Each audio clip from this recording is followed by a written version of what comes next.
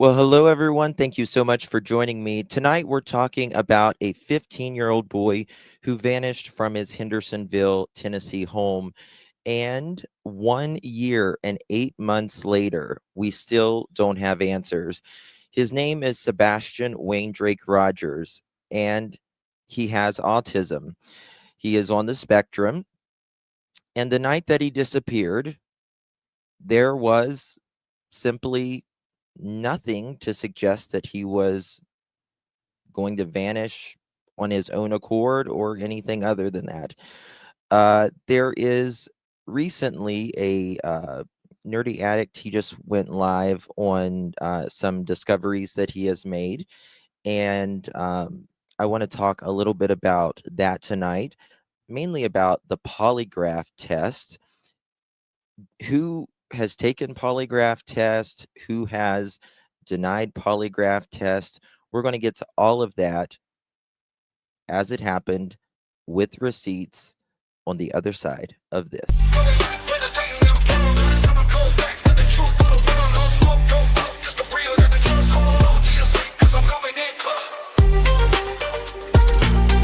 Thank you so much, Miss Connie. Much love to you, darling. Coming in clutch, better tighten them pearls, dropping cold facts. Got the truth for the world, no smoke, no fluff, just the real that we trust. Hold on to your seat, cause I'm coming in clutch.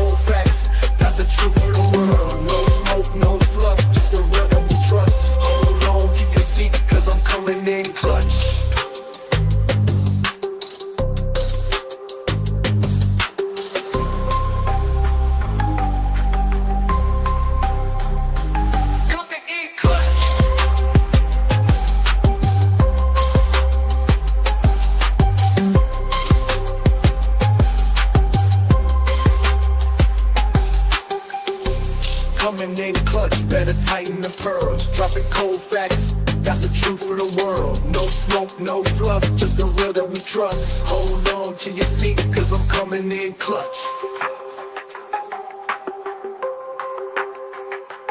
Coming in clutch.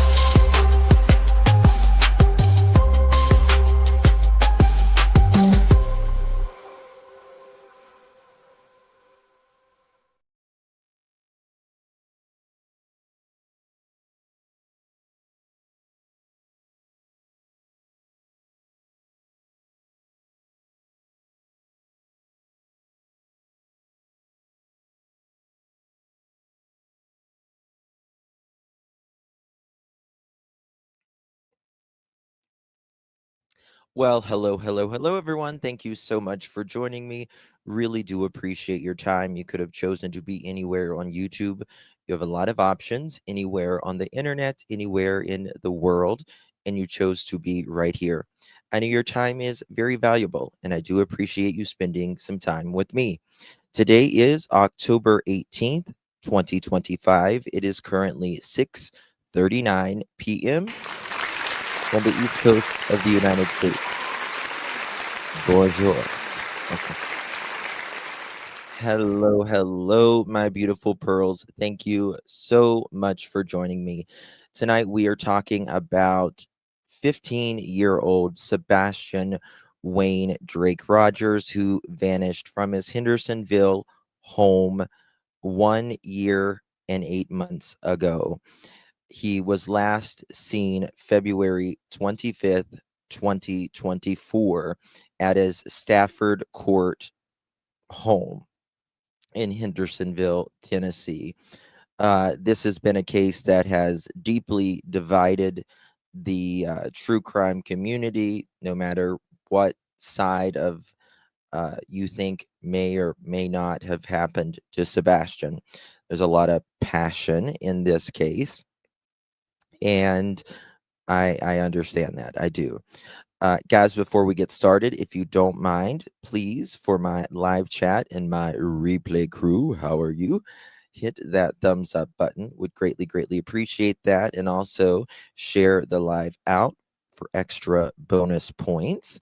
I want to thank Connie. Thank you so much, my dear, for 4 months coming in touch. So thankful to be a member here. Precious Oaks and Precious Pearls. Thank you so much, Miss Connie. Really, really do appreciate you, my dear. Good to see you. Hey, Miss Tina. Good to see you, my dear. Thank you so much. You're an OG now. 12 months. Hello, friends. Much love and respect. Much love to you, Miss Tina. Really, really do appreciate you very, very much. Paige Turner, thank you so much. You're an OG, 15 months. Do you know Nerdy? I don't really know Nerdy. I really don't. He's I respect him, and I was the other day when he was going live, YouTube was having the problems and all that. I was in chat. I was one of the first people in chat there. But I'll get to that in just a moment, though, Paige. Thank you so much, my dear. Good to see you. Hey, Angel, how are you feeling, darling? Hey, Justin, still feeling sick? Watching, oh, baby, we love you. Love you to pieces, my dear. Hopefully, you're feeling better sometimes soon. So, first, I want to say everyone in this case is considered innocent unless and until proven guilty in a court of law. My opinions are just that, my opinions and my opinions only. Don't bother anyone, seek out anyone, any of that stuff. Okay. So, Nerdy, he goes and he puts boots on the ground and he gives it his all, and I respect that immensely.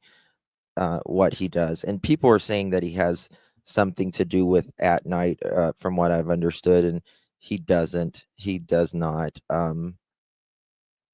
at all that I'm aware of. That's a whole different ball game. But so what I so he went to Hendersonville, I don't know how long ago, and doing some ground searches and all that, and then he needed some flyers, and some way or another he got hooked up, and Chris uh, gave him some flyers, and that's a great thing. That's great. um, and I guess built a little bit of trust over the few days that he was there. I don't want to speak for him, but this is just what I gathered from his live stream. And I guess Chris told him some things, and what he what Nerdy was going off of is what Chris, the stepfather of Sebastian Rogers, was telling him, right? That doesn't mean it's Nerdy's opinion or anything like that. He's just telling what Chris said to him, which, especially when it comes to the polygraphs, is extraordinarily incorrect. Very, very much incorrect. And I'll show you that today. We'll listen to a little bit of it. I want you to links for anything I play today is provided in the description. You can go there, watch the full video, and come to your own conclusion, like that. Yes, yeah, I got you. I got your text. I knew, Abigail. Thank you, darling. Appreciate you very much. Riley's Nana, so good to see you. Thank you. Appreciate you very much.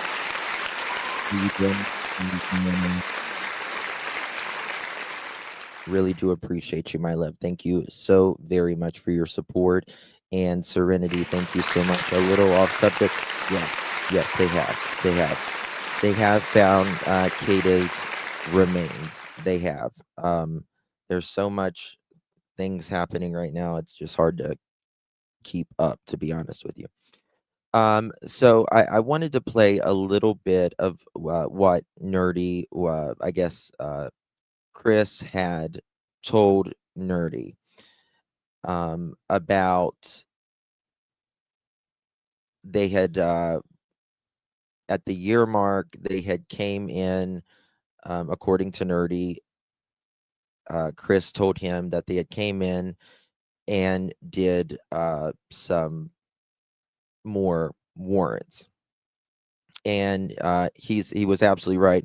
You got to have a probable cause. You got to have a judge to sign off on that, and and so they got to have something. What that something is, have no idea, but something, right? Um, so I'm going to play a little something right here. Here we go. Yeah, I see it. Choppy All voice. Is that better? Thank you, Indy. Okay. So they confiscated 3 cameras that were added in the home after Sebastian went missing, which was interesting to me. One of those cameras was placed in Chris Proudfoot's daughter's room. I believe she's 8 years old. Police confiscated those cameras with the search warrant that was executed. I don't know what evidence led them to obtain a search warrant from a judge. We know that's sealed now. Yeah, Kate. Now, is it sealed? That's what Chris is saying. I don't know. Can't make a determination on that because I have no idea. But they don't just go in your house because, they want to. There has to be A, B, and C given to a judge to say that there is a reason we need those cameras or whatever that they need in that house for them to get that warrant, right? So there's that. Did they have a search warrant for Seth? No.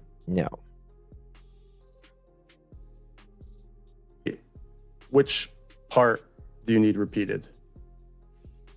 All right, so let me They play something here. parents want to keep an eye on their kids and don't know. Let me fast forward a little bit. Go ahead and say something. Yeah, they're saying yes, so they can hear you. How are you, Lady Justice? What do you want me to call you, Lady Justice? Send it for me. Let me find. I should have put the timestamps, He but I didn't seemed have to time. mention those cameras at least 2 or 3 times while we were in the truck, and it seems important, right? When someone is telling you that they trust their partner, and maybe it could be for other reasons. I don't know. I've never put cameras in my children's room growing up, baby monitors. And so allegedly one of these cameras was in Faith's room, which is Chris's daughter, according to what Nerdy is saying. Hey, Bliss, thank you so much for 11 months, my dear. Really do appreciate you, love. Love this amazing family. Praying for Sebastian Wayne Drake Rogers. Sebastian deserves so much more. Yes, thank you so much for your continued support. Bliss, really do appreciate you. 1 year and 8 months. Still no answers. Did when they were babies, right? Yeah, so I don't same. know. And- It's up to the parent, I guess. Now, one of the questions was when Sebastian went missing was did they have any cameras on the inside or even the outside for that matter? And that is something that they did not, Chris and Katie did not answer. They would not answer that. So either those cameras were there before Sebastian went missing or they were placed after. Remember, Katie, she worked for an alarm surveillance company, and it was kind of perplexing to a lot of people, right, if she didn't have cameras. So it was a warrant, not just a subpoena, like CP said. Yeah, a warrant is where a judge has to sign off that the police has probable cause based on A, B, C, that something could be on those cameras or that system that could help them in the Sebastian Rogers case, whatever that is. Whatever that is. Doesn't mean it's on there, but it does mean that it could very likely be on there because of A, B, and C. It's not easy to just for police to just come in your house. You've got to have it's kind of a high bar, right? Thank you, Connie. Good to see you, honey. Right, but that meant you did say they collected ones they installed after he went missing, correct? After these 3 cameras. Okay, so that clears that up. So he says after Sebastian went missing, they're collecting these cameras. These cameras were installed after Sebastian went missing. So what could that be? Could that be that something happened? Is there audio on these cameras? Don't know. Cameras were added after Sebastian went missing. And then when police hit the house with a search warrant, and again, let's think about the search warrant, right? A judge needs to sign off with probable cause. That probable cause document is sealed, as I know it.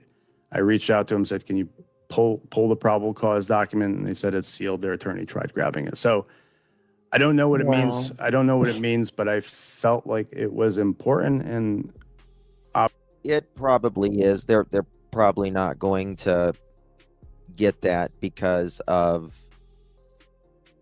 it's still an active, ongoing case, right? Obviously, they do too if they didn't disclose it.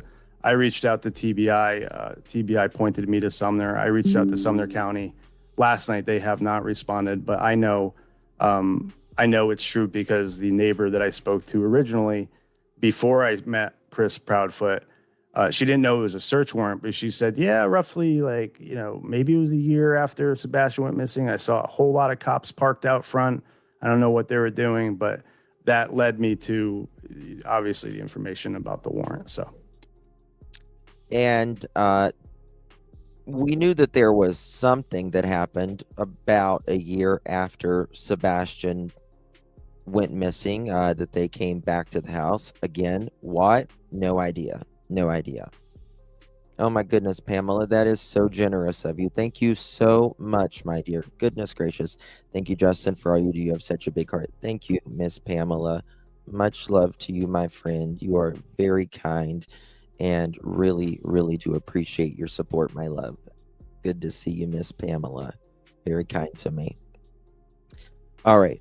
Well, my goal for this live is to clear up the polygraph, because it's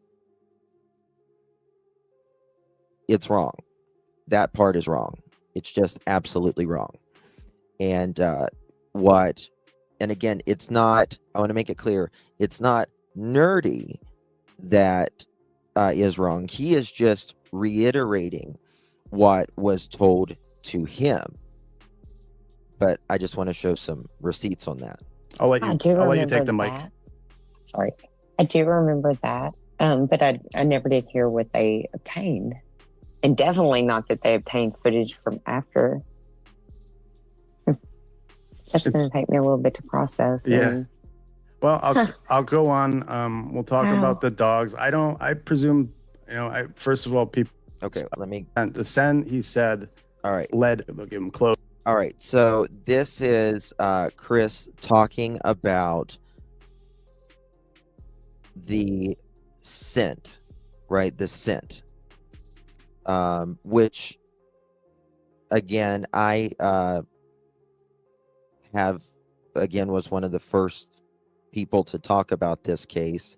It's Trevor, Josh, Smiley, myself, I think, and Duchess, of course. Duchess was obviously the first to interview anybody.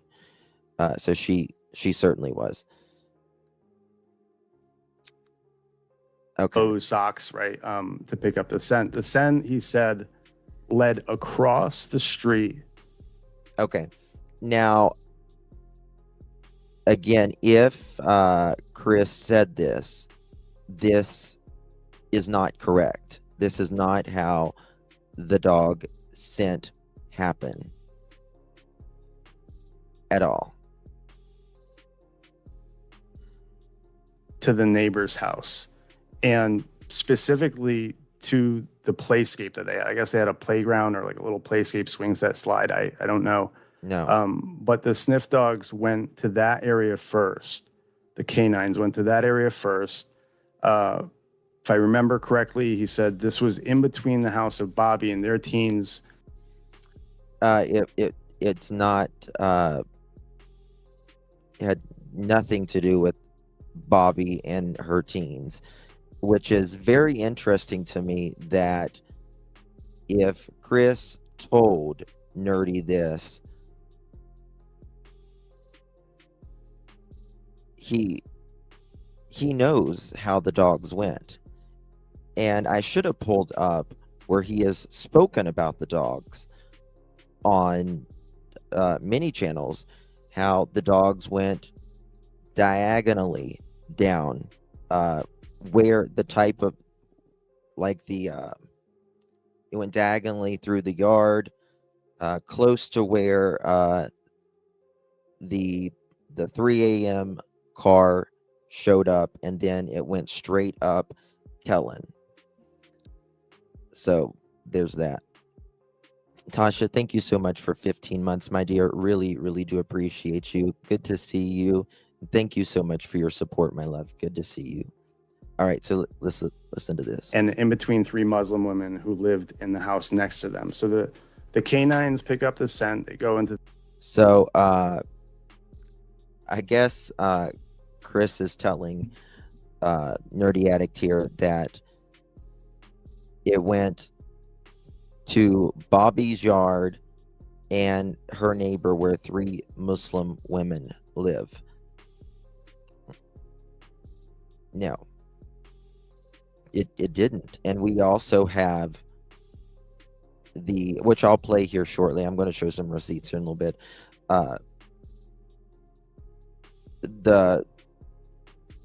What's it called? We got the transcripts, but we also got the audio of when all that was going on. And it was shortly after. Yeah. Kata has been found. Yes, I'm aware of that. Thank you, guys. To the playscape, and then they take it from there. They go across the street to the creek. In the first video on the ground, you see that sort of shack there, the barn there, where it says Shackle Island. That behind there is the creek. He then says that the canines continue the scent down the creek at some point, and I don't know where. This is literally, none of this has ever been said in the past year and 8 months at all. Like literally at all. Chris constantly talked about how it happened and the dog going to the pond, the little pond there. What's it called? I can't think of the name. What kind of pond it is? The retention pond. That's what it is. Well, that's the question, Tina. Why is he feeding Nerdy Addict this when he's never spoke about this? didn't happen at all. Hey, Nurse Sandy. I've never heard this. Yeah, right. But it's somewhere between the creek and Old Hickory Dam, which is why I showed it. Now we've all talked about the dam, Old Hickory Dam, but Chris is telling Nerdy that the dog, went to the creek and then they followed it to Old Hickory Dam, which is, I think, 7-8 miles away. 7 or 8 miles away. Why is he saying this? It switches off to cadaver dogs. Cadaver dogs led to the dam. Now, I had a whole lot of questions for ChatGPT because I don't know if someone drowned 6 months ago, if cadaver dogs are going to pick up on that scent or not. I'm not a canine specialist. I'm just relaying. And it just simply never happened. It didn't. Oh, thank you, Susan. Thank you so much, my dear. Really, really appreciate you. Thank you so much for your support, my love. Good to see you. And thank you so much for being a member here on the Pearl family. Much love to you. Hey, Polly, thank you so much, my love. Really do appreciate your super sticker. Good to see you, my dear. And thank you so much for your support. Angel, thank you, my dear. Much love to you. I am so sorry you're feeling bad right now, but we are praying for your strength to build back up and nothing but pure health. If you received one of those pearl necklaces, make sure you give our beautiful Angel a big, big, big thank you. Seems like a whole ass missing human would have probably. Well, and that's the thing. There has been no confirmed scent of Sebastian since he went missing at all. What he disclosed. So again, the canines that picked up his scent went across the street first, in between the 3 Muslim ladies' house and Bobby's house with the teenagers. It then took them to the creek across the street, and then dogs, both canines and cadaver dogs, then followed it and stopped at Old Hickory Dam. So I thought that was interesting for a lot of reasons. I've worked water cases before, Connecticut, Riley Strain in Tennessee. Usually the dam is the most interesting area for a deceased person because they're. I mean, I agree. It is an interesting area, but there's nothing to suggest that happened. We have a different scenario here. So I'll let you guys process that, and I'm going. That's crazy. Okay. Which I mean, Let me fast forward. Actually, that bothers me too. I don't know if the Army Corps of Engineers, like the water levels were too high for them to properly check that. That would make sense. Sebastian went missing in those areas. Like, Okay. I didn't put that up here, but that creek was so shallow. It was when the water was deep enough to cover a pickup truck and make it float away. So maybe is right. And Sebastian, his own mother has disclosed that he loved water. He loved swimming. Sebastian didn't like to get dirty. He wouldn't have went out in his bare feet. He's never showed that kind of behavior either. Detention pond, searching that versus a lake. Now, doesn't mean that he would never, ever. We can never say someone would never, ever, but that is what all the parents do agree on, that he is literally fearful of bugs and dirt and stuff like that. That's the words that they use. Are 2 different animals, 2 different beasts. definitely. So, and someone's asking in the chat, am I sure? Yeah, there was a massive search on the ground. I don't know if people realize how massive the search was, and I know how far away the creek was, and I asked myself the same question. Still, I am relaying the information that Chris gave. So, Again, this is not Nerdy. He's just relaying this information. It's not Nerdy's opinion. damn, if I'm like, it may have gotten confused. Sebastian had a couple, he had numbers pre-programmed on his phone, and when police started searching, there was an unknown number. it was eventually found that it was Seth's grandma, I believe. I don't know about Seth's grandmother. I do know that Sebastian talked allegedly to his bio grandmother, KK's mom, shortly before he vanished. So I don't know if he's getting that confused or he's being told the wrong thing. But it was KK's Is that accurate, mother. Irina? I'll wait for Irina to answer, but they ID'd the number as his grandmother. He did mention that the triangulation went to Clarksville, Tennessee. No. He's not going to swim at night, yeah. Again, mother. He doesn't swim in like So, muddy water. mother or of anything like whom? that. Mother, whose mother? Actually, I'm going to go back to his text just to make sure I have accuracy. I'll let you take the mic for a second. I'm going to go. It might have been, but I do know that he was I talking. was- I do know that he talked to his other grandmother as well. But Trying to see where I found that about a dog hitting on water, and I know I've seen that a bit. But the thing about Seth's mother doesn't live in Clarksville. Zillion times, and I even have it. That's what I don't you understand. about was a phone that called one of the three parents. It Okay. called Seth's phone. It doesn't need to sound like Sebastian had a burner phone either, because there is no proof Sebastian had one. That was his response when I tweeted out what I tweeted. You guys need me to read that one more time? Sebastian's phone had a number that wasn't identified in his phone. We found out that number belongs to his grandmother.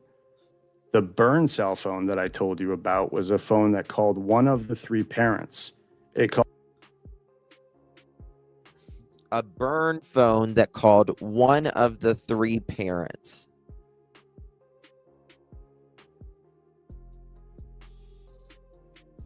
Okay.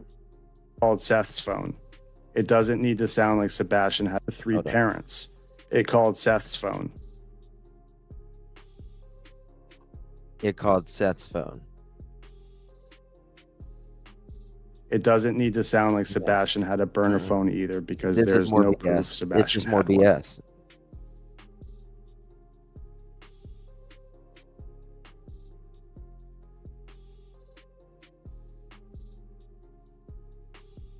I don't know if we lost. One Chris said second. the last time he saw Sebastian was on the 2nd, and I believe, if I'm correct, it was at Beach High School. Okay. It was not the 2nd. There was a which I was the one who brought this out, that there was a how can I say it, like a parent teacher conference, but all three parents were there.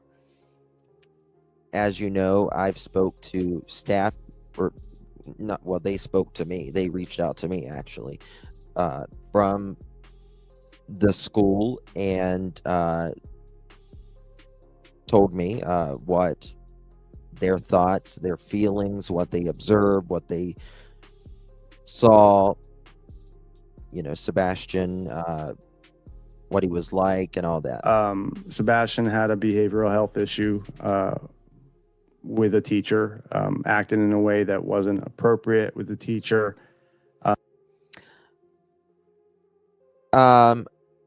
I don't know what Chris is trying to say there. Did Sebastian have behavioral issues? 1,000%. Yes. Yes, he did.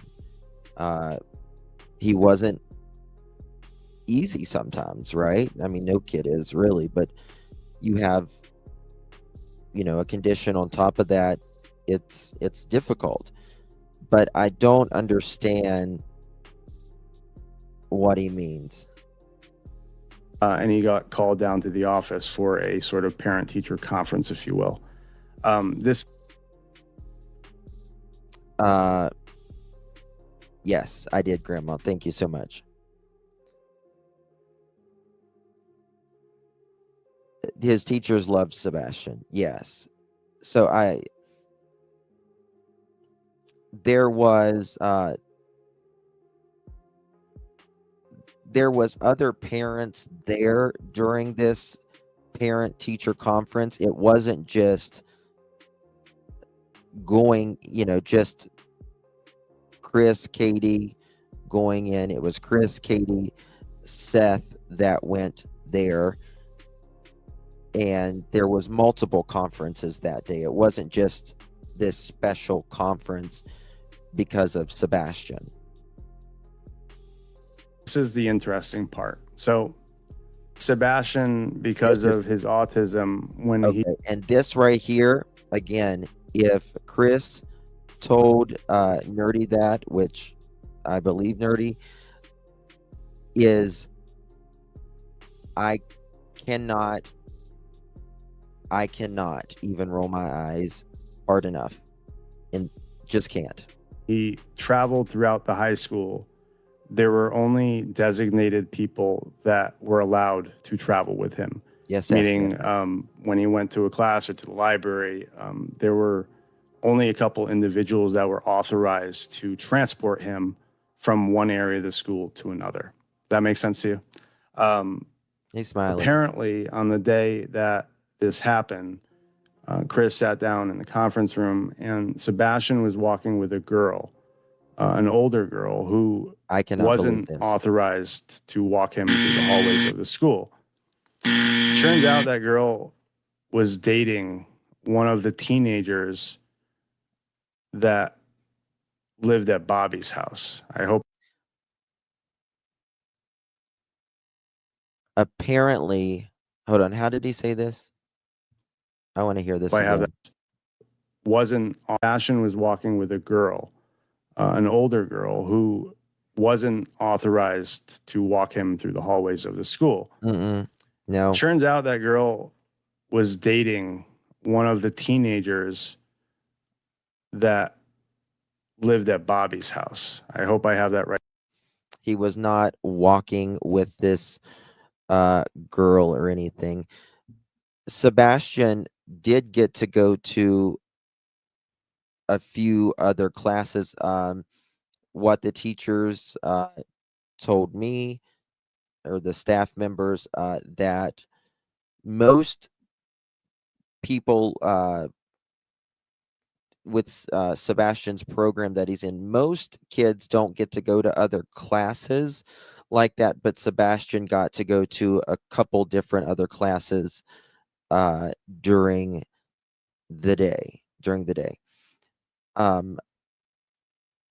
Bobby's kids they're all adults now, all of them, and they were homeschooled. Nothing at all like this.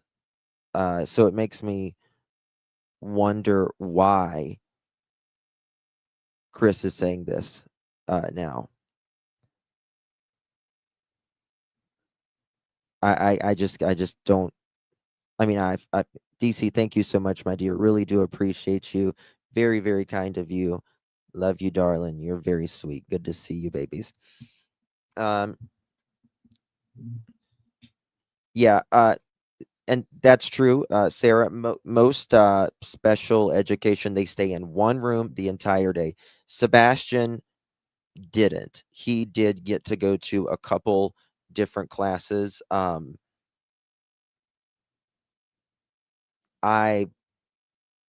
If you talk to Girl Mom, I don't know if she's in here, but I've sat down and had long conversations with people in that school over dinner and all that. So, no. Nope. So the question is, why is he saying all of this stuff going to Bobby, right? Like he's saying Sebastian, or the scent trail went between Bobby's yard and 3 Muslim women's yard, and then went over a creek and then 8 miles to a dam.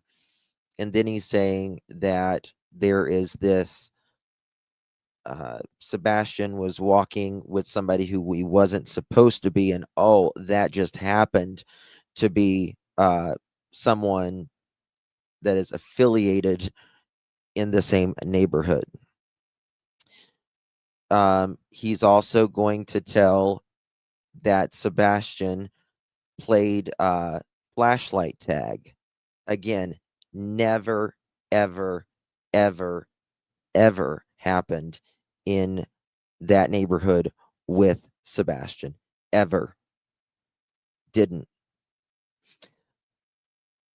Neighbors, several neighbors, who even went to, who would, like one time, Katie and Sebastian was in a pretty big argument, and something was going on in the backyard, and Katie looked overwhelmed, and some of the neighbors, they would come over when Katie would be overwhelmed, and they would, kind of help her, give her a break or whatever when Sebastian was acting up.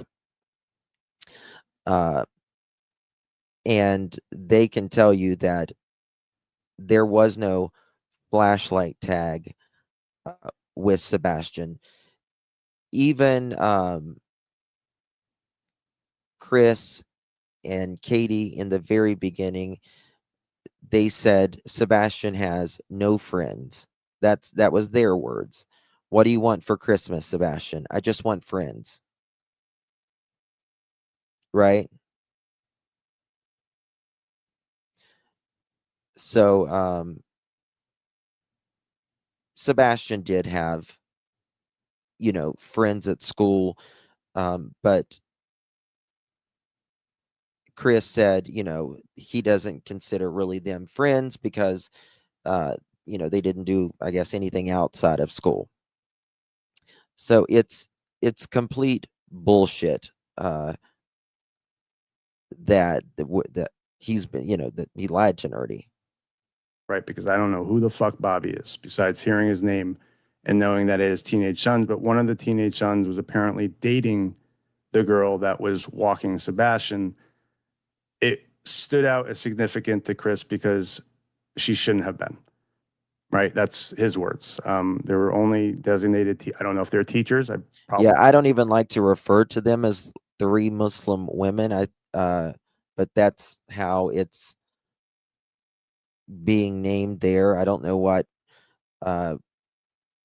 their gender or their religion has to do with them living there. Probably teachers or adults. Only adults were allowed to transport him or walk him, guide him, whatever you want to call it. And he noted that this girl, he said, actually, when I saw Sebastian walking with her, Sebastian was we're going to giddy. get to some He was receipts. laughing, talking to her. Obviously, when Sebastian saw Chris sitting down in the parent-teacher conference room, his whole there was 3 of them there: Katie, Chris, and Seth. Katie, Chris, and Seth. And there was no woman or older girl. And that is just absolutely fabricated. demeanor change, he knew that he was in trouble. They addressed the behavior issues. That was the last time Chris saw him. Fast forward to the night of the 25th, morning of the 26th, and Sebastian has vanished. Now, it's also noted, it's weird because people are saying this correctly. Hey, girl. Good I to was told see that ya. Sebastian just couldn't make friends, but then I'm also told by Thank you, Chris Amy. that Appreciate he you. was playing flashlight tag with the neighbors. I don't know if, for a kid or a teenager, if playing with other teenagers makes them or classifies them as a friend? Again, there was no flashlight tag with Sebastian. Didn't happen. Did not. Didn't happen. Okay? At all.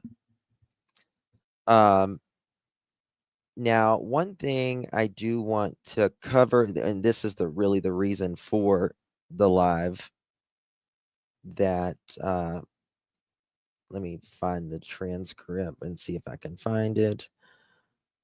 All right. So the polygraph, and they took her to the station. Okay, listen to this right here. What was happening. They put her in the car. They took her to the station, to an interview room. Talking about and Katie. Asked for a polygraph. She took the polygraph, and then it was asked the same for Sebastian's stepfather and Seth Rogers. It's my understanding Seth Rogers has taken a polygraph on the Nancy Grace show, but there were some issues with it. He had to retake it. Sebastian's stepfather took the polygraph. However, there was one question that he got hung up on, in which he himself disclosed to law enforcement and said, look, I don't know how to answer this. And the question was related to, have you ever lied to authorities or police in the past? And he sort of got caught up with that and explained to them that perhaps he did. Maybe it was when he was younger, but there was an anomaly there, I believe, in which he had to explain to law enforcement why that question was. Okay. So in the very, very beginning,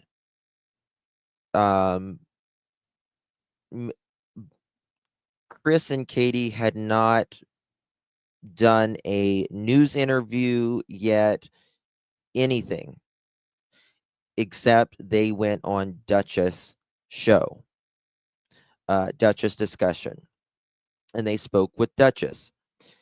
And the question was asked, have you two taken a polygraph test? I don't want you to take my word for it. I want you to hear it. I want you to hear it for yourself, because it is very, very important.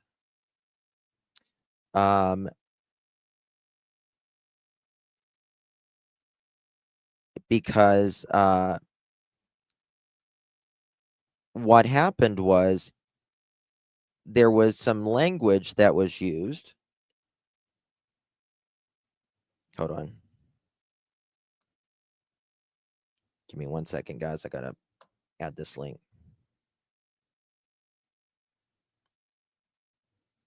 Okay.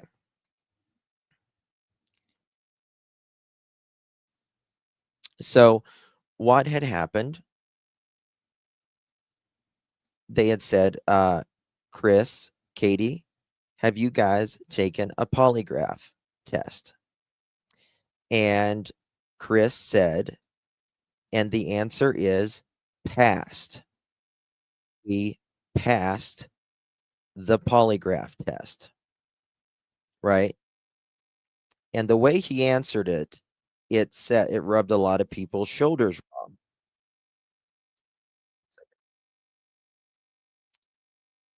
Give me 2 seconds, y'all. I thought I had it pulled up, but I don't. All right. And I want to tell you how many days this was after Sebastian vanished, because the date is very important, right?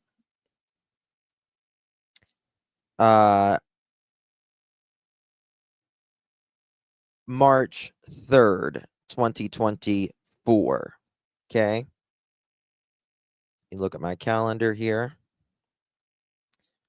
February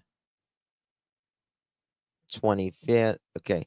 So this was 1, 2, 3, 4, 5, 6. This was 7 days after Sebastian vanished. Okay. He's never gone to that Okay, hold on. Let me find it here. I mean, I understand where they're going with that, but no. Bear with me. I got to find Okay. it. And the reason why I say that is not Sebastian. He's not a child that just goes outside at any point in time. This was, again, right after Sebastian went missing. This was their first interview. Without telling somebody something. If somehow that Sorry, this one right here was the second one, the one I'm playing right now, which was still shortly after. Bear with me.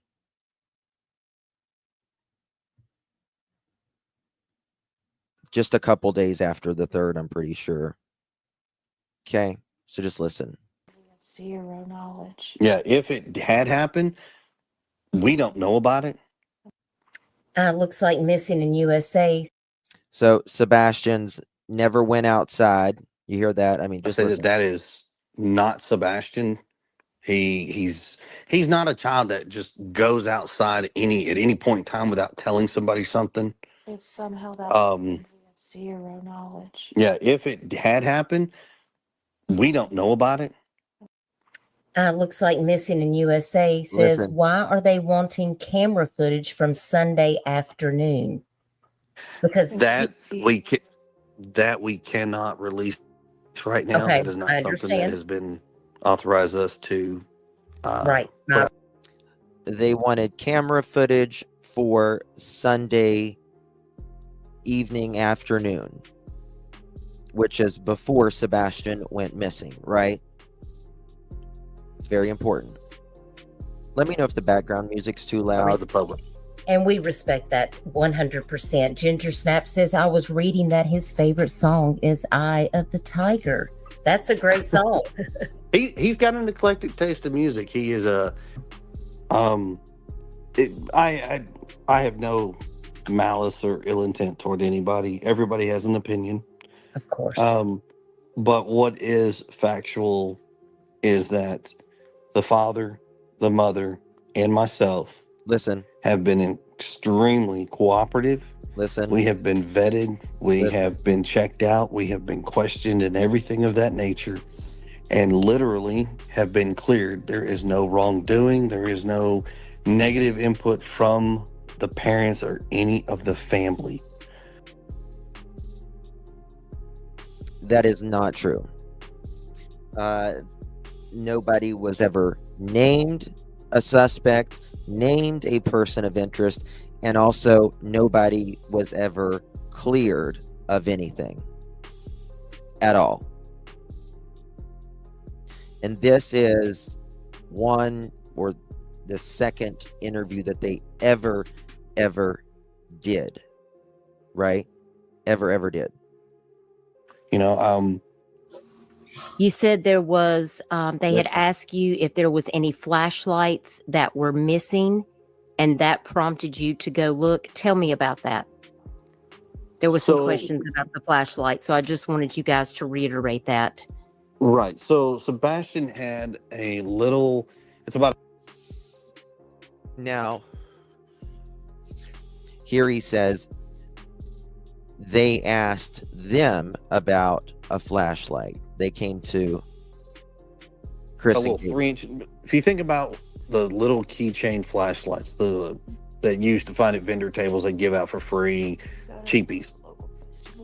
It was something that he picked up at one of the local festivals, and we're trying to get to the so right now we still to this day cannot find it. So we are assuming that he took it with him because it cannot be found. The one that doesn't work, right? Even home.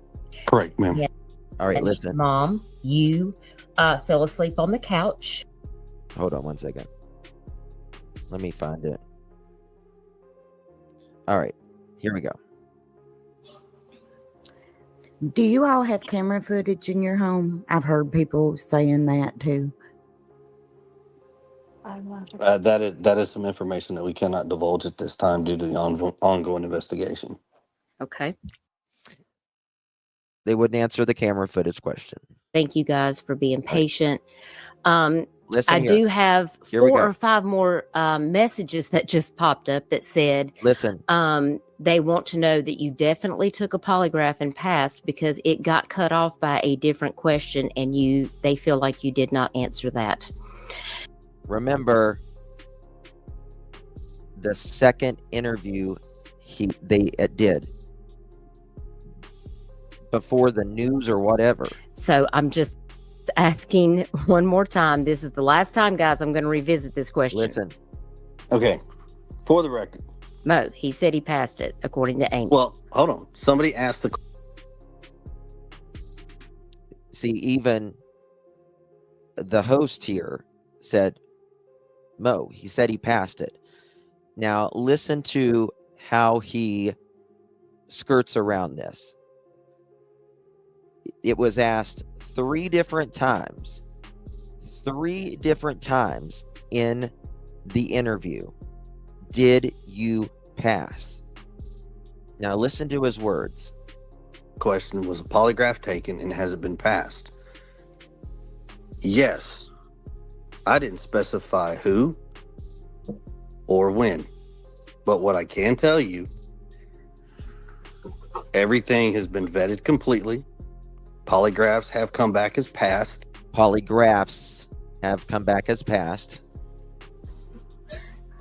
So I'm confused as in why they're all wondering if myself, my wife, and the biological father took one.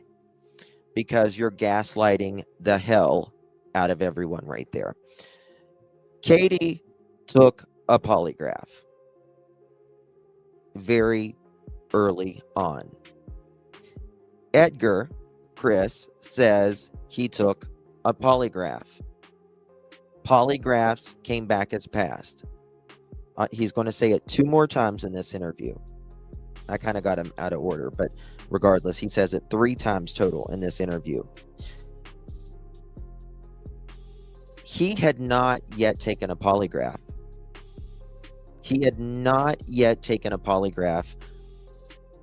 In February, in March, in April, in May, in June, in July. I think he took it in August or September, which was after he went to Nancy Grace. Keep listening. When law enforcement agency has come out and told everybody, even in the TBI news link, if you guys hadn't read that, please go out and read that. That's got a lot of great information in it, especially it's probably the most up-to-date information. But they will even tell you, at this point in time, they have no reason to speculate foul play, anything on the parents. Everybody's been extremely cooperative of anything and everything they've asked us. Now, okay. Seth had not taken a polygraph there. They said it was not needed for Seth to take a polygraph. Even though Chris says right here that essentially all 3 of them took a polygraph when only 1 of them took a polygraph. That's it. Just 1. Not the father or the stepfather.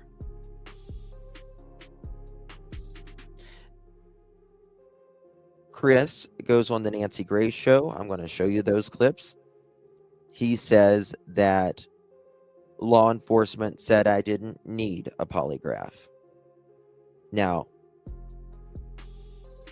that's what he says. You can believe that or not, but I don't believe that at that point. And I'll show you why here in just a moment. And Bob said, I would like for Chris to clarify what he meant when he said he hasn't seen Sebastian since early February. Are you able to clarify? And if you're not, just state that. So I cannot give certain details with this investigation, and that's kind of one of those things. Okay. I wished I could eventually down the road. I'm sure that will allowed to come out. Okay. But as it stands right now, the Thank you, answer War that I've Baby. given is Love ya. early February was the last time that I saw Sebastian. Which it never makes sense why you can't say the last time you saw your stepchild at the home. If, again, you have no knowledge, nothing to do with Sebastian going missing, why couldn't you say when you last saw Sebastian weeks before he went missing? Unless perhaps the theory has been floated, due to CPS, you're not potentially allowed to be in the house or allowed to be around Sebastian. And no, I was not home when all of this took place. I actually got back to Nashville, and I believe it was later in the afternoon. But I was on the phone with the police for the majority of that day until I physically got here. A question that He was on the phone with the police the majority of that day, meaning while he was allegedly in Memphis, and I'm assuming on his way to Memphis or from Memphis. seed ask, so I figured I wrote it down to ask you. Why was the sheriff's office called and not 911? So our house is not. Okay, let me fast forward this. All right, listen to this right here. Y'all making a polygraph test. Hold on, listen to this. Sebastian could have been sneaking out prior without y'all making a polygraph test. The results are passed. There you go. Same interview. Chris, can I ask? The results are, that was the first time she asked it. Have y'all taken a polygraph test? The results are passed. That's not how you answer. You say, yes, we took a polygraph and it was passed or failed or inconclusive. You answer the question, whom took it? I, KK. That's not how he says it. Yes. Comes back. Out y'all making a polygraph test. The results are passed. Chris, can I ask something? No. Because I know that Sure. the results, I'm sure they're the going to results are, spin it. yeah, the results of the polygraph was that you passed. Is that both of you passed? Or Listen. Can you say? Yes. There you go. There you go. Again, first interviews that Chris and Katie did. You said she asked, the results are passed, because that's what Chris said. The results are passed. People wasn't satisfied with that, and neither was the interviewers. And she said, did you and Katie pass? He says, yes. Did not happen. Did not happen. All right. Sure. The results, I'm sure they're the going to results spin are, it. yeah. The results of the polygraph was that you passed. Is that both of you passed, or can you say? Yes. Okay.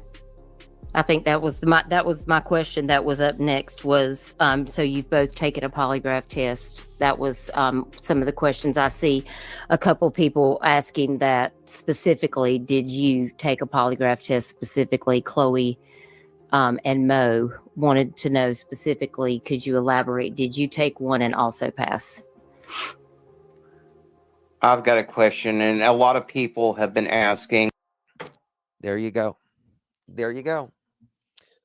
And that was absolutely not true at all. He had not taken a polygraph.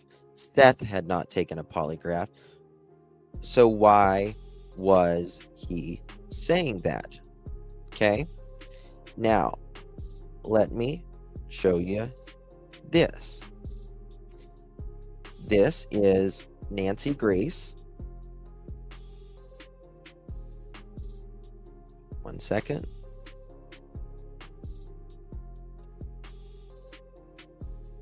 Anybody who wants to, these links are provided in the description.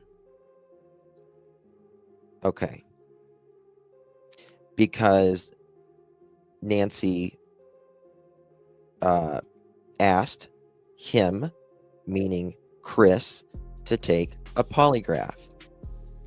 Because first she asked him, did you take a polygraph? And he says, law enforcement says I didn't need to take a polygraph because they knew my location. Well, that is not what he said in the very beginning. It's not what he said. In the very beginning, his, again, first interview, maybe second interview, because she interviewed him twice, but they were really close together. He says, yes. They asked, did you and Katie take a polygraph? He says, yes. And pass. And he says, yes. And then he says the polygraphs came back passed. I've also got text messages I can show you where he answered that via Facebook. Okay. I have. Okay, listen to this. Do you have a Ring doorbell cam? No, ma'am. Okay. Have the two of you taken a polygraph? I have. I have not. Would you be willing to? I've offered and volunteered on many occasions to take a polygraph, and I was told directly by law enforcement because of my whereabouts, I did not need one. I understand. Ms. Okay. This was March 25th, 2024, right? This was about 2.5, 3 weeks after he did the Duchess interview where he says, we passed. Okay. So he's already said again that he and everyone passed when only Katie had been given a polygraph. Now, here we go. One second.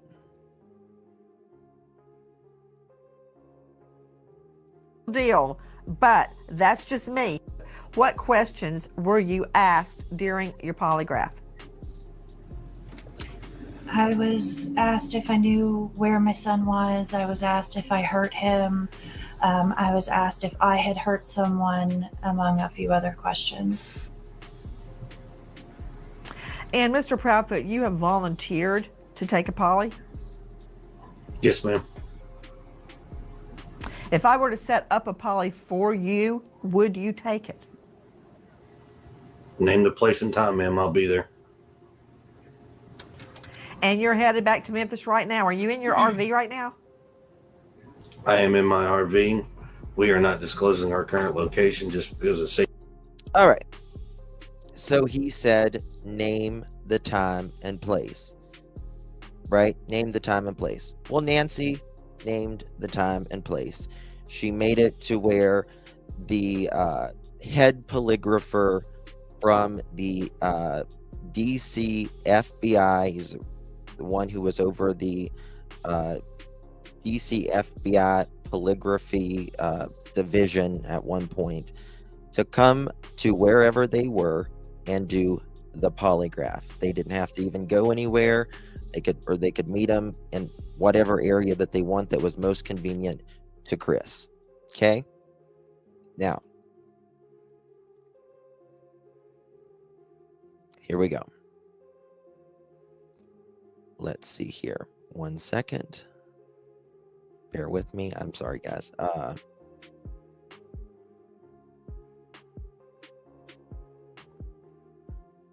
need to find something. Bear with me. Okay. Now, Nancy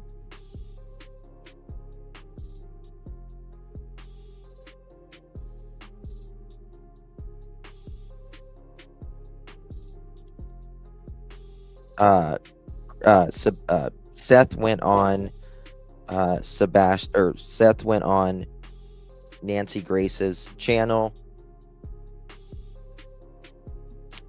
Wolfie, you can just text me. And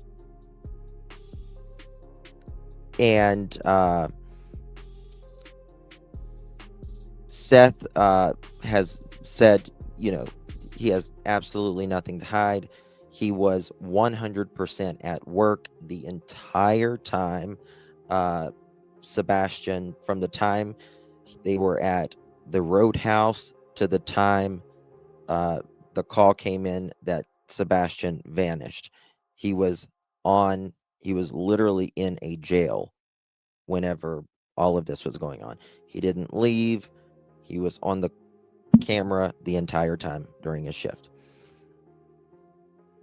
They, TBI, local law enforcement never asked Seth to do a polygraph.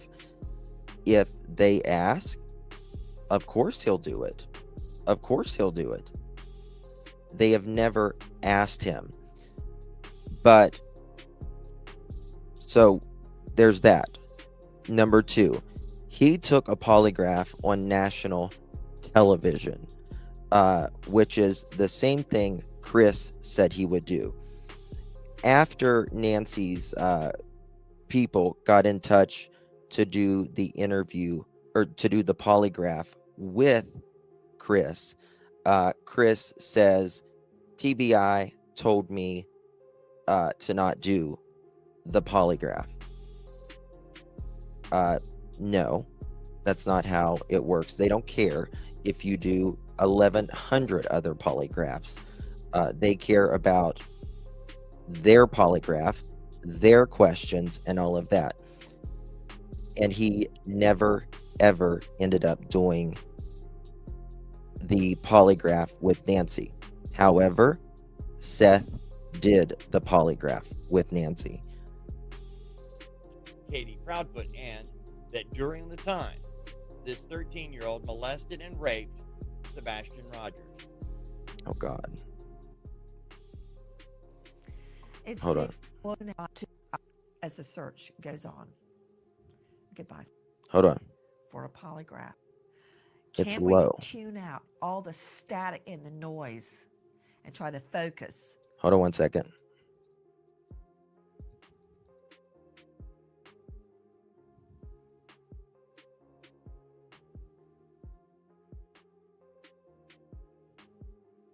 Sebastian safe and sound. I'm Nancy Grace. This is Crime Stories. Thank you for being with us here at Crime Stories as we all take a listen to this. Have the two of you taken a polygraph? I have. I have not. Would you be willing to? I've offered and volunteered on many Thank you, occasions War. to take a polygraph, and I was told directly by law enforcement because of my whereabouts, I did not need one. Okay. So if he was told by law enforcement that he did not need one, even though he said on his first interview, his first couple interviews, that they all passed a polygraph.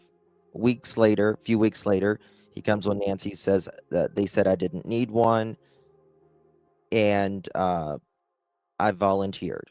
Nancy sets him up for one because he says he'll do it. he doesn't do it. He says TBI told me not to. And then he says, well, now TBI is going to give me a polygraph. Well, there's a lot of wrong in that, because you already said you did a polygraph with TBI. Then you said you didn't do a polygraph with TBI or local law enforcement. And then you say, I can't do Nancy's polygraph, but I'm going to do a polygraph with TBI or local law enforcement, even though they originally said they didn't need a polygraph because they knew my location. There's a lot of things wrong there. So we still have no idea if Chris took a polygraph today. Bliss, thank you so much, my dear. Really, really do appreciate you, my love. You're, oh my God, is that a poodle or is it a cockapoo? So pretty, so pretty. Thank you so much, my dear. Appreciate you. I understand. Miss Proudfoot, did you pass your polygraph? I did. That's not exactly what has been stated before by Sebastian Rogers' stepfather, Mr. Proudfoot. Listen. And Mr. Proudfoot, you have volunteered to take a poly? Yes, ma'am. If I Girl, were to Mom. set up a poly for you, would you take it? Name the place and time, ma'am. I'll be there. Joining me in All-Star panel to make sense of what we're hearing right now. But first to Dave Mack, crimeonline.com, investigative reporter. Dave Mack, isn't it true that crimeonline.com did set up a polygraph? Absolutely true. And what happened? Chris Proudfoot told us that he could not take it now. He wanted to, but he can't because the TBI told him not to. Not true. Not it's my true. understanding to Cheryl McCollum joining us. Cheryl McCollum, founder and director of the Cold Case Research Institute, forensics expert and host of Zone 7 podcast. Cheryl, it's my understanding that specifically Sebastian's stepfather said he could no longer do interviews, including with us, because he had been instructed so by the TBI. And Jackie, correct me if I'm wrong, that they did not want any of his interviews to interfere with the investigation. And that even though he had agreed to do our polygraph, he now says that the TBI is going to set up their own polygraph and he can't take our polygraph until after that. And once he does that, then, quote, we'll take it from there. What do you make of it? Law enforcement cannot tell you, cannot advise you what you can do outside of their investigation. They don't care if you take a polygraph every single day. It's not their polygraph. It's not their questions. It has nothing to do with it. Seth was asked to take a polygraph on Nancy Grace show in front of everybody, and he took that polygraph. That is just the facts. You know, you and I always go back to Mark Class. If you want to make sure that the law enforcement has everything they need to get rid of looking at you, you can do that. He can set up a private polygraph through an attorney. He can take yours. He can demand that TBI give him one so that they can stop focusing on him and this polygraph business and move on and find out where Sebastian is at, period. I mean, Cheryl McCollum, you and I can go right now and pay for a polygraph. Yep. They'd be happy to take our money. Hey, just put it on a credit card. Yep. And take a polygraph. TBI would be happy to accept those results. A polygraph is a polygraph. And the examiner, that's who you're relying on So you've got somebody that's going to be willing to testify and put their reputation on the line. Again, he could make this happen today if he wanted to. Let's go straight out to Joseph Scott Morgan, professor of forensics, Jacksonville State University, author of Blood Beneath My Feet on Amazon, and star of a hit series, Body Bags with Joe Scott Morgan. Joe Scott, thank you for being with us. You know what? This is like static in my ears because I know tick tock, tick tock. As long as we focus on the stepfather and the mother, Mr. and Mrs. Proudfoot, I'm losing time. If by some stretch of the imagination, Sebastian is still alive, if he's alive, he won't be much longer. What do the stats show? What is your opinion? I need it, and I need it now, Joe Scott. Yeah, the biggest thing that we're looking at is this idea of time. We're talking about a young man that went missing back in February, Nancy, late February. And as we move down that timeline, you know, the odds are stacked against him. I think one of the most important pieces that's kind of arisen out of this, other than all of the comments that have been made to this point relative to polygraphs and those sorts of things, are those eyeglasses. And I love the shot the producers put up of him standing in front of that rack of eyeglasses, because that's going to tell the tale. I think if they can specifically tie those to him, that's very important. They can take that script off of those glasses, determine if they are his. I don't think they're his glasses, Joe Scott. I don't think they're his glasses. At this point in time, you have to work with what you have. If they're not his, then that points us down a different road, doesn't it? And sometimes, okay, let's go with they're not his glasses. And I'll tell you why I'm saying that, Joe Scott. I was thrilled. I mean, you know, you may want to jump in on this, Cheryl. Remember, we're not having high tea at Windsor Castle. This is when they were they had found some glasses and they thought it might be Sebastian's. I knew it wasn't. I seen them in the very beginning. But let me see here. Bear with me 2 seconds.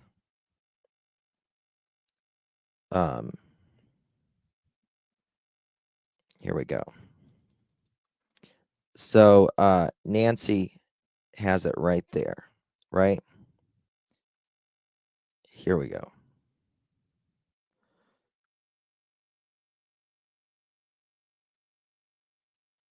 One second. No, I was just coming to you because I wanted to talk to you, Dave Mack, on 2 issues and whatever else you want to interject. Please, listen to this. I need everybody's thoughts. One, I want to get from you any previous inconsistent statements as correctly stated by Cheryl McCollum, and 2, allegations that Sebastian, this autistic boy, was molested. Okay, I don't want have emerged. Nope, I don't want that. No. Moving forward. Tell you, everything has been vetted completely. Polygraphs have come back as passed. Okay, this is what Chris said. Correctly get from you any previous inconsistent statements as correctly stated by Cheryl McCollum, and 2, allegations that Sebastian, this autistic boy, was molested, have emerged. Somebody asked the question, was a polygraph taken and has it been passed? Yes, I didn't specify who or when, but what I can tell you, everything has been vetted completely. Polygraphs have come back as passed. So I'm confused as in why they are all wondering if myself, my wife, and the biological father took. Okay, we know that's a lie. We know that is absolutely a lie because of what he told you on your show. Well, you're saying that that's what Proudfoot said, that he had taken a polygraph. And I just showed you where he said verbatim that as well. He and his wife, and had been, quote, vetted. Okay. Yes, he did say that on a podcast. Go ahead.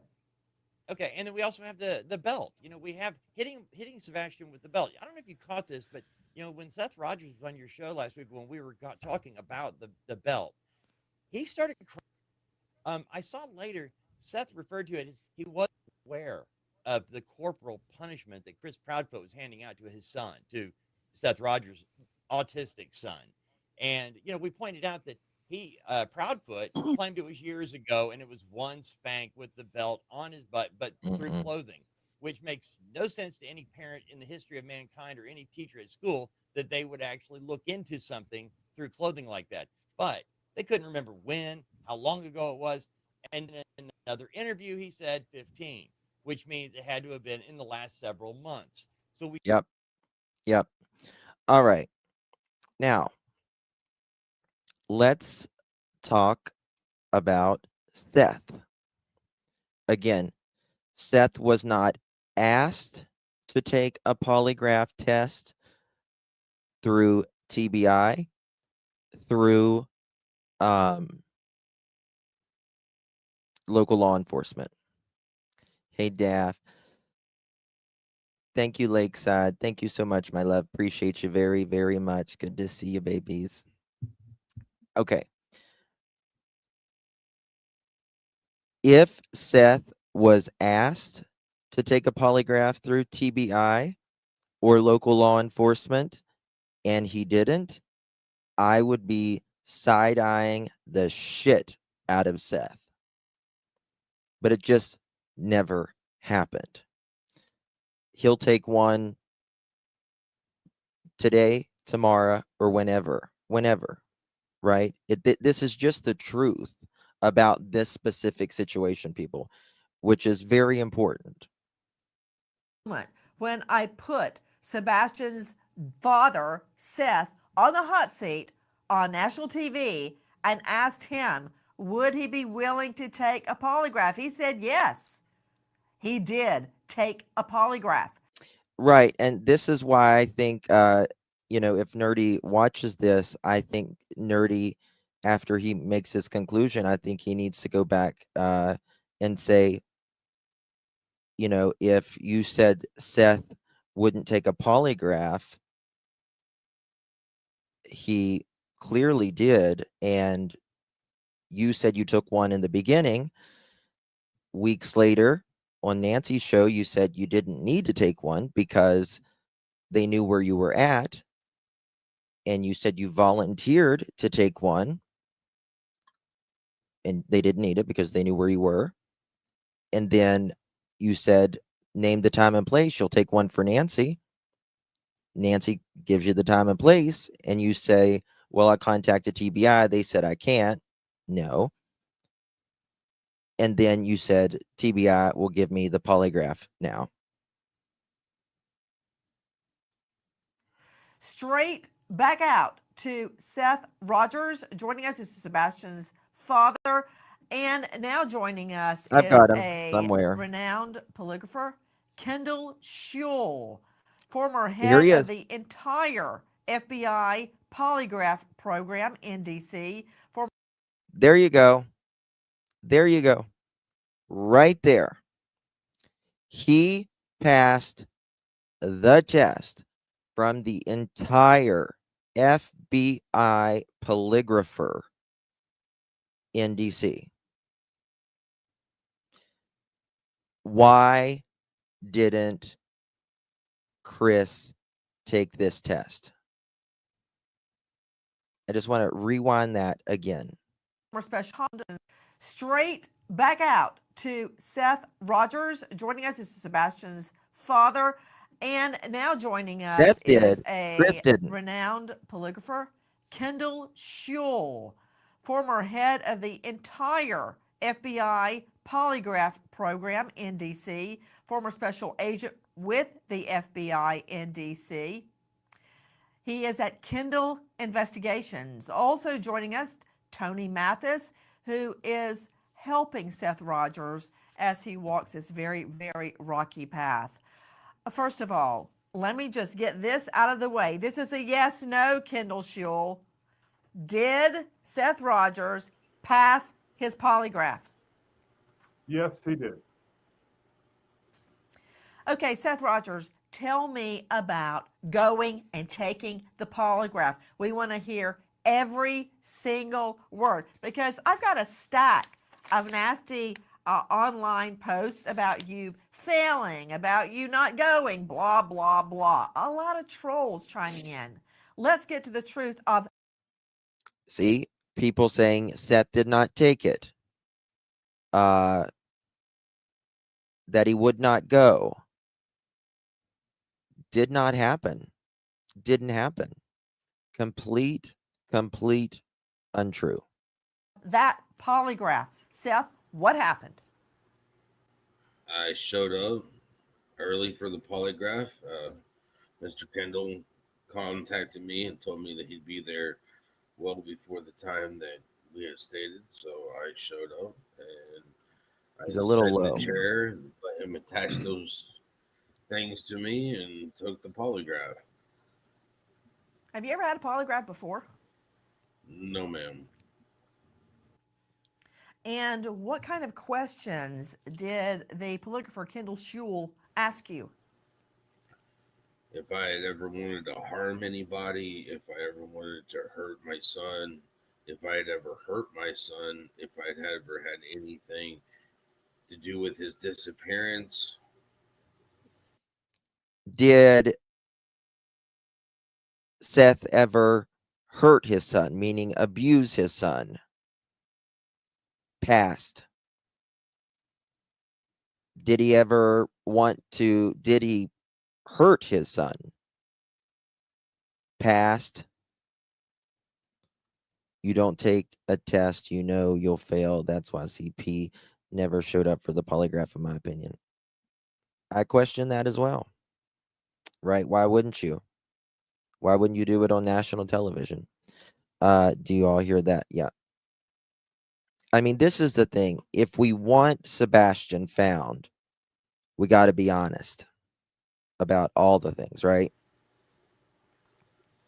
Question. You said they hooked you up. What do you mean by that, Seth Rogers? They put things on my hands. They wrapped cords around me. They had a blood pressure cuff on me to measure my blood pressure, measure my heart rate, my breathing rate, things like that. How long did it take? It took a minute. It took 60 seconds. Could you be precise or more precise? How long do you think it took? Hey, Kels. For 3 hours, 4 hours. That's about right. It's not easy. Okay, sit tight, Seth. And again, thank you for being with us. Out to Kendall Schewel, as I told you, former head of the entire FBI polygraph program in D.C. Kendall, thank you. When we put out the word that Seth Rogers would take a polygraph, we contacted you because of your reputation. You quickly agreed, and I thank you for that. Again, this was not free. He was paid to do the polygraph. He owes nothing to anybody and therefore was not swayed one way or the other. He had.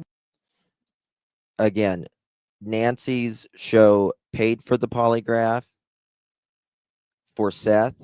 They were going to pay for it for Chris, make it as absolutely as easy, meet him anywhere, come to him, do whatever they needed to do. I also have an email from Sumner County's detective that has been on Sebastian's case since day one. And in that email, you can go back and watch some of my lives on Sebastian. I show it, and it says that they cannot advise any of the parents to do something or not take something. They can't tell them to take another polygraph or to not take a polygraph. Never met Seth Rogers before in his life. Mr. Schewel, I've looked very carefully at your polygraph report. Absolutely. Right here. Number one, you start off by saying it was conducted using a comparison question format that meets U.S. government standards. What is a comparison question format? What is that? It's a format that's well accepted by the polygraph community, particularly the American Polygraph Association. There are certain formats that we can use that are more acceptable, that we know are more reliable, and this was one of those. Yes. It's one of the highest accuracy in the polygraph the ways to do the polygraph and ask the questions in the polygraph. Certainly a test format that I would want to use to make sure we're doing everything right to get the correct results. And this is again a format of polygraph that is widely accepted as a standard in the FBI world and in the polygraph world in general.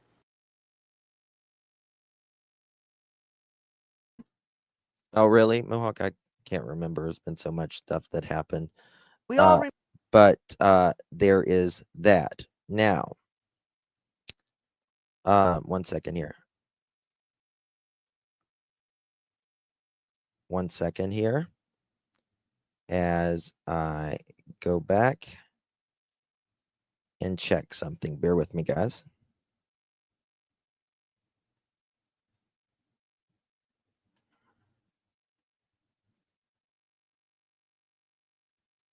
All right.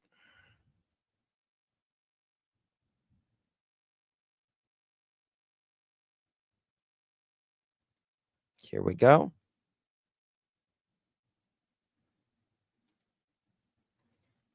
So the question is, why was he being told that Seth would not take one, did not take one, when it's actually the complete opposite? When you're excited, when you're thrilled, you think you find a missing boy's glasses. Why was I thrilled? Because it was.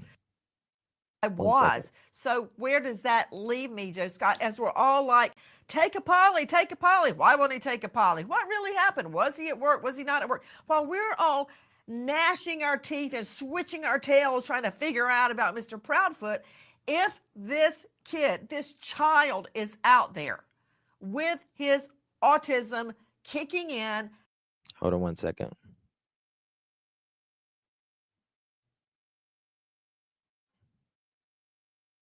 Why does it do that?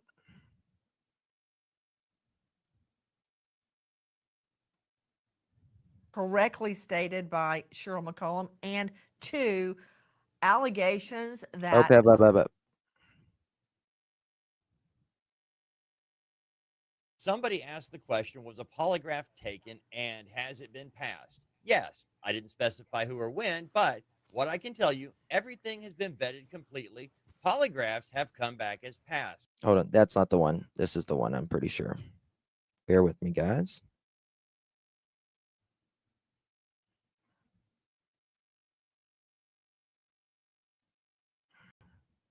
Sebastian Rogers from the very, very beginning. Dave Mack, let me just say at the outset, recently, the stepfather, Mr. Proudfoot, stated that he would take a polygraph if we set it up. As a matter of fact, take a listen to this. Have the 2 of you taken a polygraph? I have. Thank you, Kelsey. Thank you, baby. Appreciate you very much. Would you be willing Much to? love. I've offered and volunteered on many occasions to take a March polygraph, 25th, and I was 2024. told directly by law enforcement because of my whereabouts, I did not need one. I understand. Ms. Proudfoot, did you pass your polygraph? I did.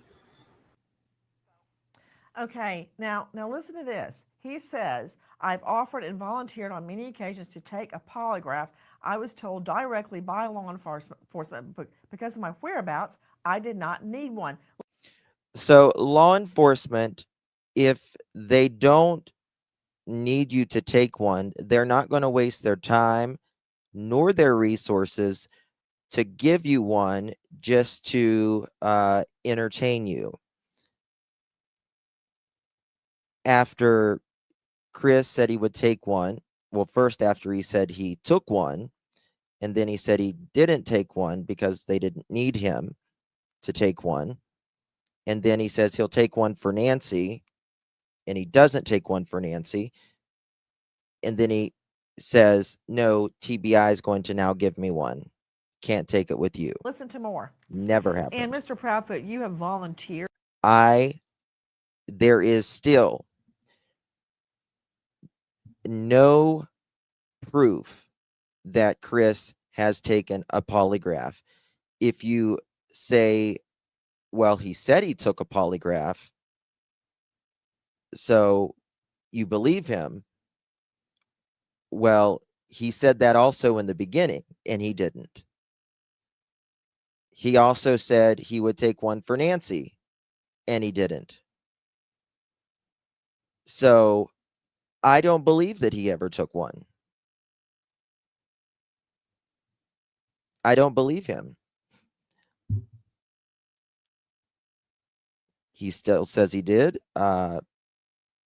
After Nancy's, again, even though he said TBI said he didn't need to take one. To take a poly? Yes, ma'am. If I were to set up a poly for you, would you take it? Name the place and time, ma'am. I'll be there. Well, we did. We did that. Listen we to what Nancy says. A polygrapher, a very well-respected polygrapher. Very important here. A place and a time.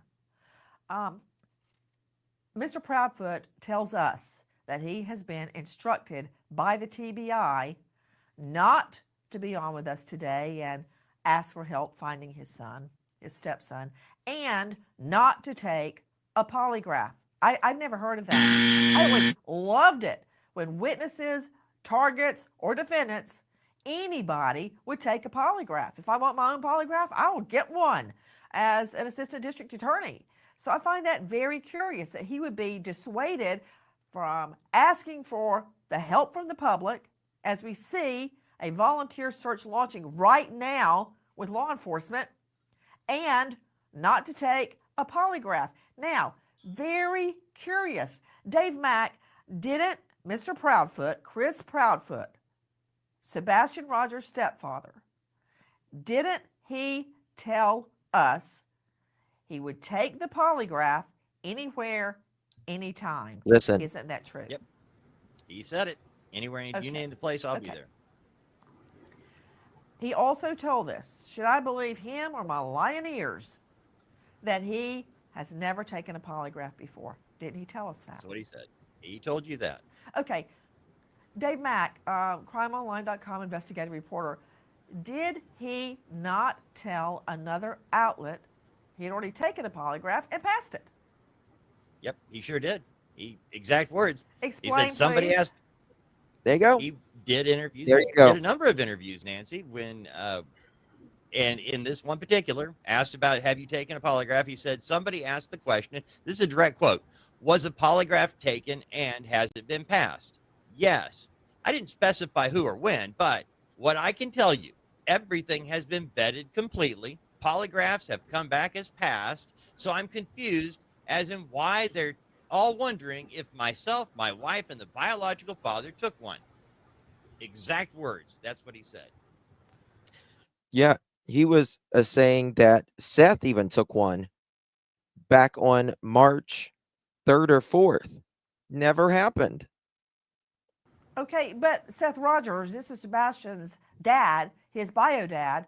Seth, I don't understand that, because he told me he would take a polygraph if I set it up. I set it up.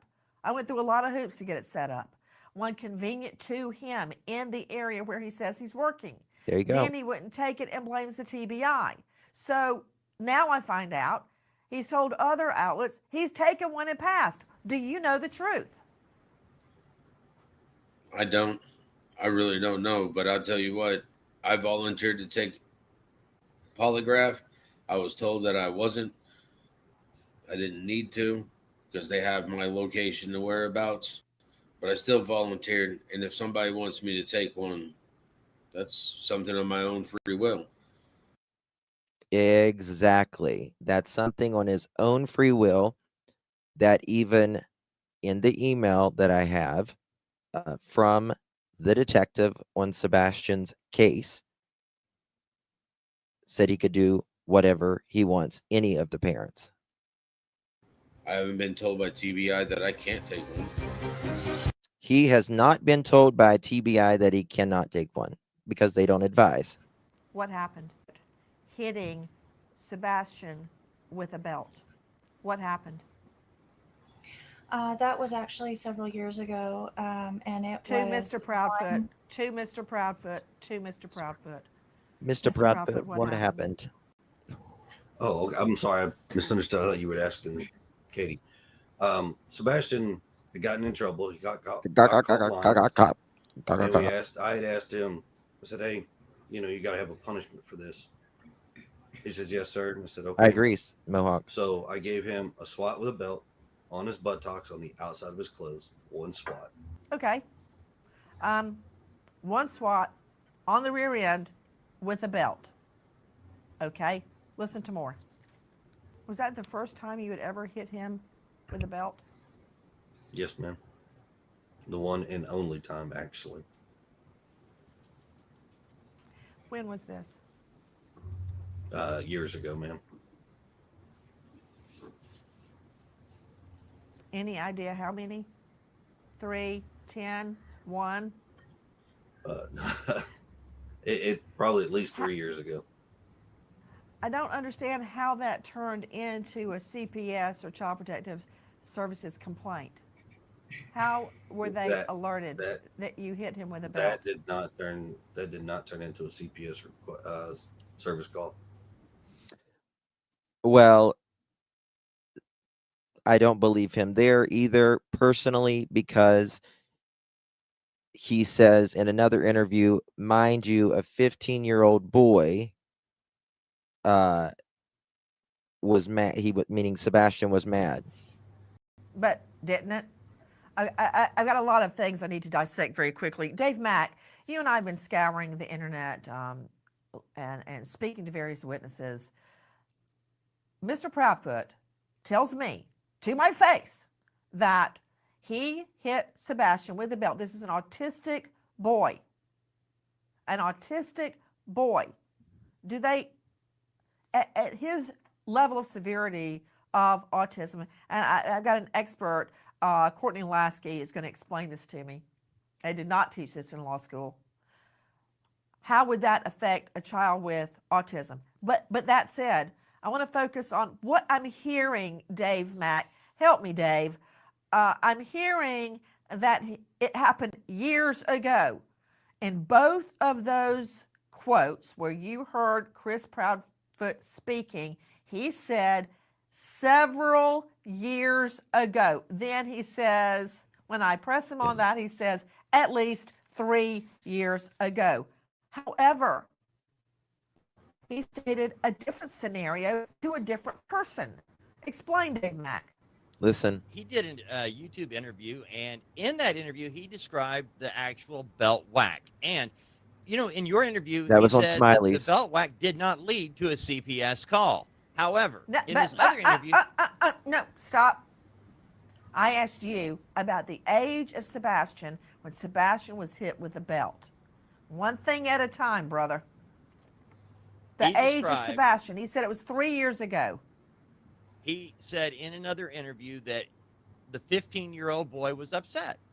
He was in trouble. Yep. He said he's 15 and in trouble. He was describing why Sebastian was mad about the punishment, the whack. And he said, 15-year-old boy, punishment. Now, that's not 3 years ago. That's within the last 12 months. That is within the same year that Sebastian goes missing. That also, is a significant point. And in your interview, Katie agreed with him. Sebastian's birthday's in December? He was barely 15, by the way. Remember, he went missing at the end of February. So, meaning that whack had to have happened either the end of December, January, or February.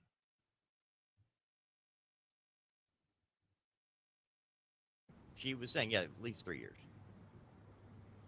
Yes, she did. You're right. You're absolutely December right.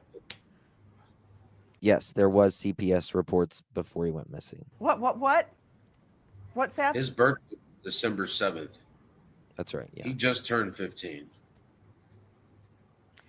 Okay. The significance of that is that he had not been 15 that long, according to this, when he got whacked with a belt. Bingo. So, does it matter when he got whacked with a belt? To me, it matters if you're telling two different stories. That's what matters. I've never been hit or hit anyone with a belt. And I remember the last time either one of my children were spanked. It was Lucy, because she clobbered John David in the head with a piece of wood. She turned around and looked at me and went, "Is that it?" basically, because I was spanking her through a huge diaper. Okay, it didn't work, so that was the last smack. Long story short, there's a whole scenario that I need to talk with Ms. Lasky about, hitting a child that is autistic with a belt, or any child with a belt, for Pete's sake. But that said, what's concerning me now is two different stories. And as Dave Mack first said, we've got a CPS issue. Because if you will recall, Dave Mack, in that last sound I played of Mr. Proudfoot speaking to me, I said, how did that turn into a CPS, Child Protective Services complaint? And he says, that did not turn into a CPS complaint. But wait a minute. He's told a different story to a different person. Yep. Tell me, Dave Mack, and make sure you're right. Describing the belt whack, the specific belt whack, hit him one time with the belt, and Chris Proudfoot said, Seth, that Sebastian went to school, told a teacher what had happened, and he actually says the school, they're an automatic reporter, and they reported it to CPS. He went further to say, in Tennessee, by the way, it is not illegal to whip a child. They actually have some of the most pro whipping laws. I don't know what you would call them. Spanking laws on the books. You just because a parent spanks their child there doesn't mean they automatically report. That is absolutely not true. It has to be because they are concerned about something, or if there's bruises or welts or something like that. That night, when they were sitting down to dinner, a CPS worker came to their house that evening, to their house. And by the way, he added, they knew this CPS worker because she had been to the house before. He went on to explain heroically how he didn't get in trouble, but that this caseworker allegedly took Sebastian outside and told him, you can't tell lies about people, you'll get in trouble yourself. So the story from Chris Proudfoot in this other version is that he spanked Sebastian. Sebastian went to school and told a teacher. Teacher reported it to CPS. CPS came out to their house that night while they're eating dinner and didn't even want to hear Chris Proudfoot's side of the story. He said, I already know what happened, and took Sebastian outside and talked to him. The boy needed help, and there was nobody helping, apparently.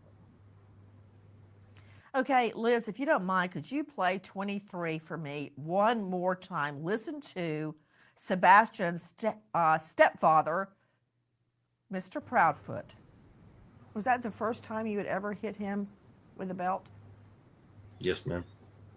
The one and only time, actually. When was this? Years ago, ma'am. Any idea how many? 3, 10, 1? It probably at least 3 years ago. I don't understand how that turned into a CPS or Child Protective Services complaint.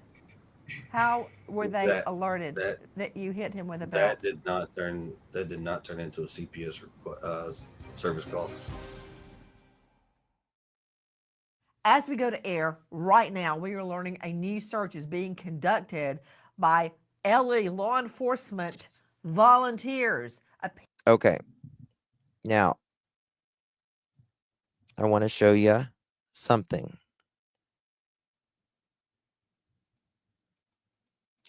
Give me 1 second.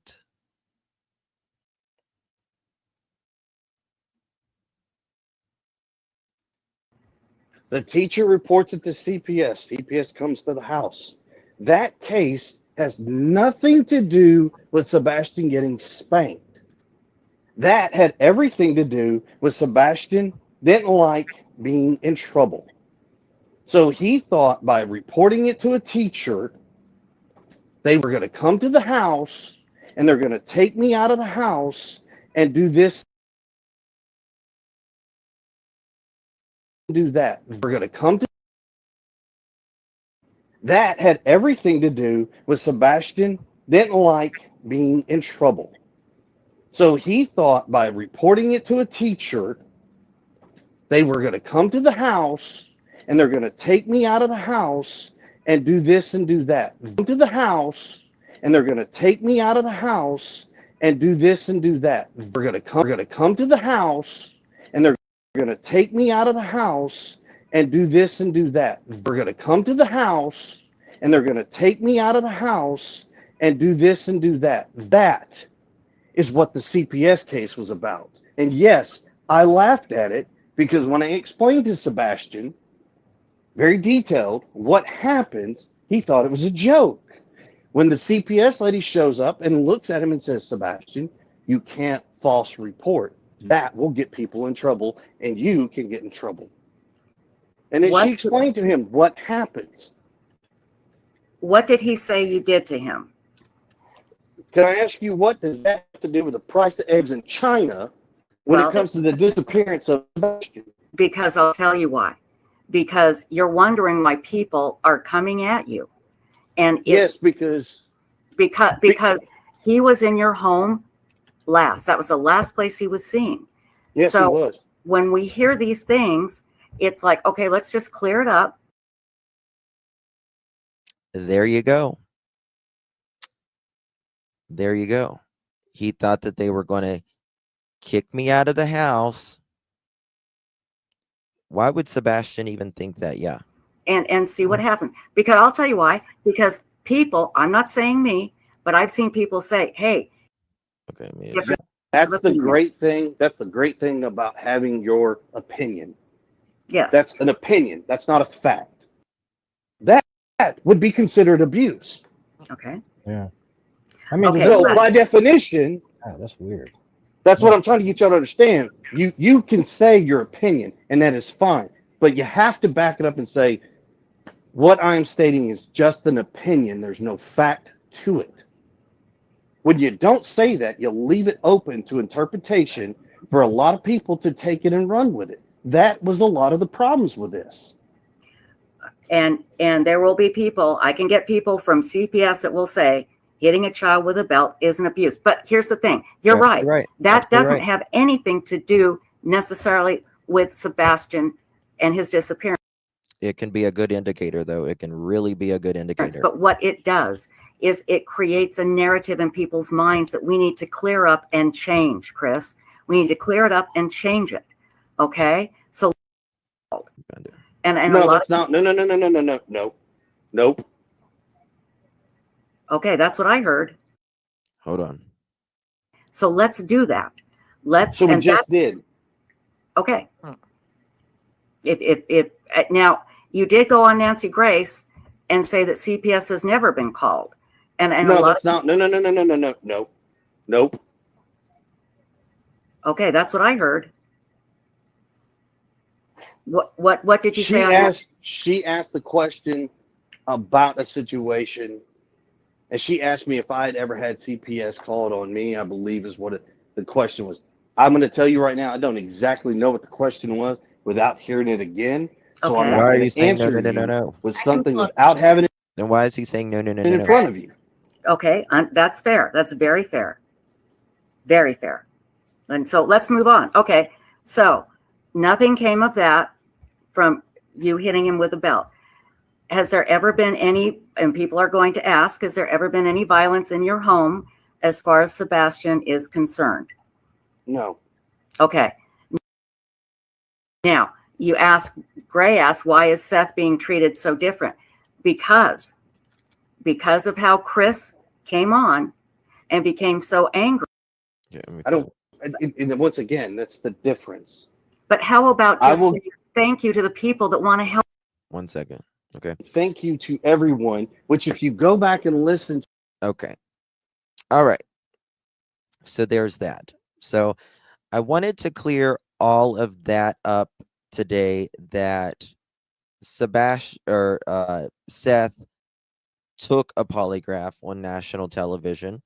He was not asked to take a polygraph with TBI or local law enforcement.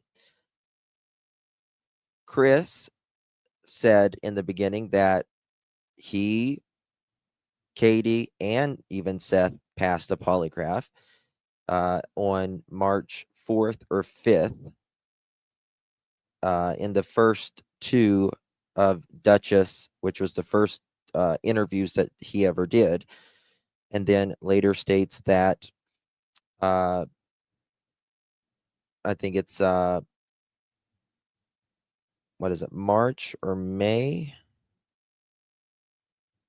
March 23rd, I believe, that he's never taken a polygraph with TBI or local law enforcement, that he said he didn't need it because of where he was. And then Nancy said he also says that he has volunteered to take a polygraph.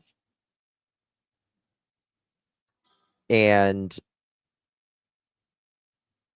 Nancy says, would you take one? He says, name the time and place. He doesn't take one for Nancy. He then says that TBI told him not to take a polygraph, and that since Nancy had asked him to take a polygraph and he rejected, that he could now take one through TBI, and claims that he did take one through TBI. But again, TBI has never confirmed that Chris has taken a polygraph.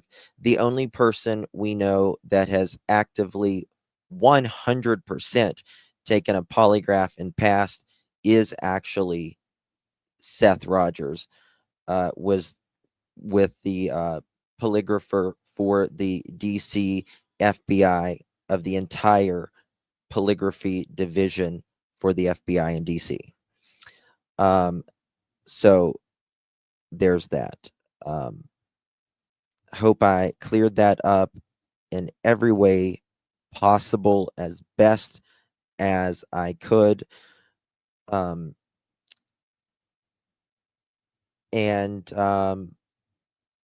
you know, I hope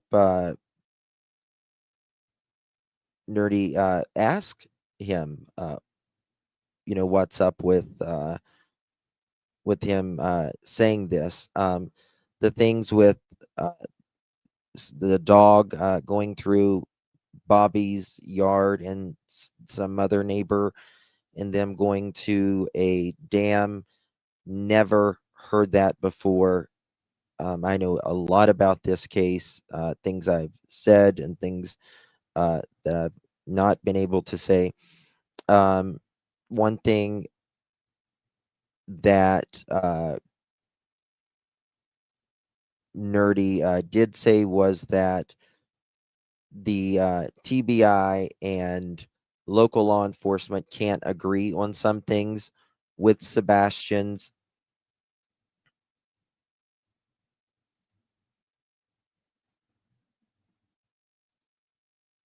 Yep, I know. Yep, I got your text. I got it. Yep. And so what was I saying? I don't remember what the fuck I was saying. I was looking at something.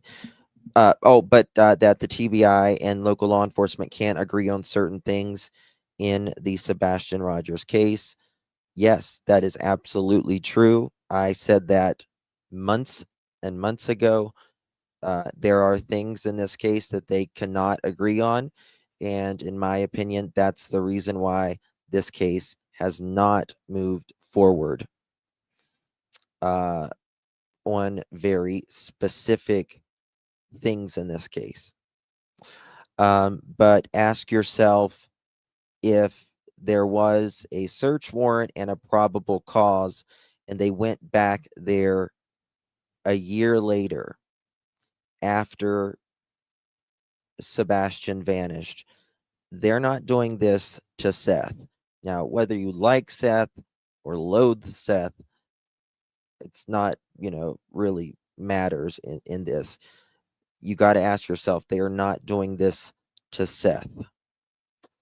They're not going in and out of his house for any of this. So I digress. Yes, just like Holly Bobo case. Yes, exactly. Exactly. Thank you so much again, Panda Bear. Love you, darling. Appreciate you very, very much. We need to get as much clarity about the truth in Sebastian's case. And if we truly want to find Sebastian, we have to be truthful. And the question is, why is the stepfather saying this now? Thank you, Trishy. Been missing y'all. Glad to see you, Justin, this beautiful Saturday. Thank you so much, Trishy. Really do appreciate you, my dear. 15 months. Thank you so much for your continued support. Really do appreciate that. Guys, I will be back here momentarily. There's some breaking news with Jack and Lily's case, and there is breaking news coming out of Kata Scott's case as well, as she has been found. I will be back here momentarily. Really do appreciate you guys. Much love to each of you. See you guys shortly. Bye-bye.